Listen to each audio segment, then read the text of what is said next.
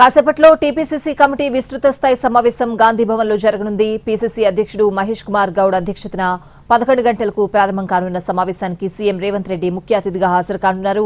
ఈ సమావేశంలో పార్టీ రాష్ట్ర వ్యవహారాల ఇన్ఛార్జి మీనాక్షి నటరాజన్, మంత్రులు పాల్గొంటారు. కొత్తగా ఎన్నికైన జిల్లా, పట్టణ కాంగ్రెస్ కమిటీల అధ్యక్షులతో పాటు గతంలో ఆయా పదవుల్లో కొనసాగిన నేతలు కూడా హాజరవుతారు. కొత్తగా బాధ్యతలు స్వీకరించిన డీసీసీ ప్రెసిడెంట్లు, పట్టణ కాంగ్రెస్ అధ్యక్షులకు మహేష్ గౌడ్ నియామక పత్రాలను అందజేస్తారు. పదవీకాలం పూర్తి చేసుకున్న అధ్యక్షులను సన్మానిస్తారు. పార్టీ సంస్థాగత నిర్మాణం, స్థానిక సంస్థల ఎన్నికల్లో పార్టీ అనుసరించాల్సిన వ్యూహాలపై ఈ సమావేశంలో ప్రధానంగా చర్చించనున్నారు. కాంగ్రెస్ ప్రభుత్వం అధికారంలోకి వచ్చి 2 ఏళ్లు పూర్తయిన సందర్భంగా నిర్వహిస్తున్న ప్రజాపాలన విజయోత్సవాలపై సీఎం రేవంత్ రెడ్డి, మహేష్ గౌడ్ పార్టీ శ్రేణులకు దిశానిర్దేశం చేయనున్నారు.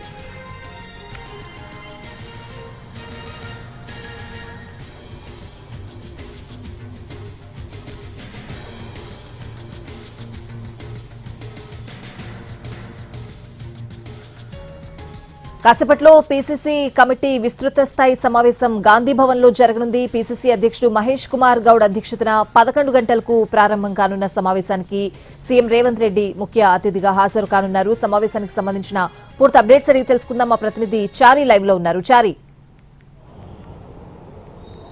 మరి కాసేపట్లో గాంధీ భవన్లో పీసీసీ విస్తృత స్థాయి సమావేశం ప్రారంభం కాబోతుంది. కొత్తగా ఎన్నికైనటువంటి డీసీసీ అధ్యక్షులతో పాటుగా పాత డీసీసీ అధ్యక్షులు ఇన్నాళ్ళు పార్టీ కోసం పనిచేసినటువంటి వాళ్ళందరికీ కూడా సెండ్ ఆఫ్ ఇవ్వాలని నిర్ణయించారు. దాంట్లో భాగంగానే ఇవాళ సమావేశాన్ని ఏర్పాటు చేశారు. వీటితో పాటుగా గ్రామ పంచాయతీలకు సంబంధించి, స్థానిక సంస్థల ఎన్నికలకు సంబంధించి ఇప్పటికే పార్టీ అభ్యర్థుల ఎంపికకు సంబంధించినటువంటి విషయం కావచ్చు, ఇవి సింబల్ మీద ఉండవు. కానీ కాంగ్రెస్ పార్టీ బలపరిచినటువంటి, కాంగ్రెస్ పార్టీకి పనిచేసినటువంటి వాళ్ళందరినీ కూడా ఎన్నికల్లో గెలిపించే బాధ్యత నేనే తీసుకుంటానని సీఎం రేవంత్ రెడ్డి పదే పదే చెప్పినటువంటి సందర్భంగా ఇప్పుడు ఎన్నికలు సమీపించినటువంటి నేపథ్యంలో ఇప్పటికే నామినేషన్ల ప్రక్రియ మొదటి విడతలో ముగిసింది. వీటికి సంబంధించి ఇప్పటికీ పార్టీ నాయకత్వానికి అంతా కూడా దిశానిర్దేశం చేయాలనేటువంటి ఆలోచనలో భాగంగా ఇవాళ సమీక్షా సమావేశాన్ని ఏర్పాటు చేశారు. కొత్తగా ఎన్నికైనటువంటి డీసీసీ అధ్యక్షులు, పార్టీకి సంబంధించినటువంటి నాయకులందరికీ కూడా సీఎం రేవంత్ రెడ్డి దిశానిర్దేశం చేసేటువంటి అవకాశం ఉంది. వీటితో పాటుగా జిల్లాల వారీగా జిల్లా పార్టీ కార్యాలయాలకు సంబంధించి ఇప్పటివరకు కొన్ని జిల్లాల్లో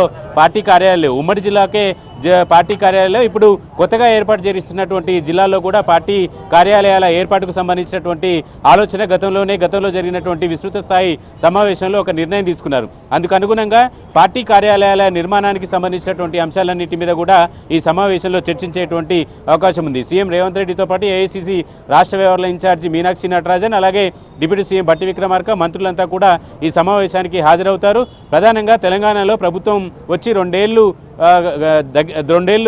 పూర్తవుతున్నటువంటి నేపథ్యంలో ఉత్సవాలని కూడా ప్రభుత్వం చేస్తుంది. పార్టీ తరఫున కూడా ఉత్సవాలు చేయాలనేటువంటి ఆలోచన ఉంది. దాంట్లో భాగంగానే ఇవాళ విస్తృత స్థాయి సమావేశంలో పార్టీ కార్యాచరణకు సంబంధించినటువంటి అంశాల మీద కూడా చర్చించబోతున్నారు. 8, 9 తేదీలలో గ్లోబల్ సమ్మిట్ని ఏర్పాటు చేసినటువంటి ఈ క్రమంలో 10, 11, 12 తేదీల్లో అందరికీ కూడా విజిట్ చేయడానికి వెసులుబాటు కల్పించారు. కాబట్టి వీటికి కూడా ప్రభుత్వం పూర్తి స్థాయిలో ఏర్పాట్లు చేసింది. పార్టీ తరఫున నాయకులంతా కూడా ఆహ్వానించేటువంటి అవకాశం ఉంది. ఎందుకంటే ప్రభుత్వం 2 ఏళ్లుగా చేసినటువంటి అభివృద్ధి సంక్షేమ పథకాలకు సంబంధించినటువంటి మ్యాప్ కూడా అక్కడ ప్రదర్శించాలనుకుంటున్నారు. కాబట్టి వీటన్నిటికీ సంబంధించి ఈరోజు సమావేశంలో చర్చించేటువంటి అవకాశం ఉంది. స్థానిక సంస్థల ఎన్నికల్లో ఖచ్చితంగా అన్ని గెలిచి తీరాలనేటువంటి లక్ష్యంతో కాంగ్రెస్ పార్టీ నాయకత్వం, అలాగే సీఎం రేవంత్ రెడ్డి ఉన్నారు.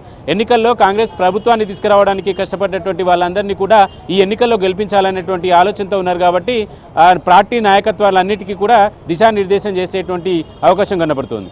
Right Chari, thanks for the updates.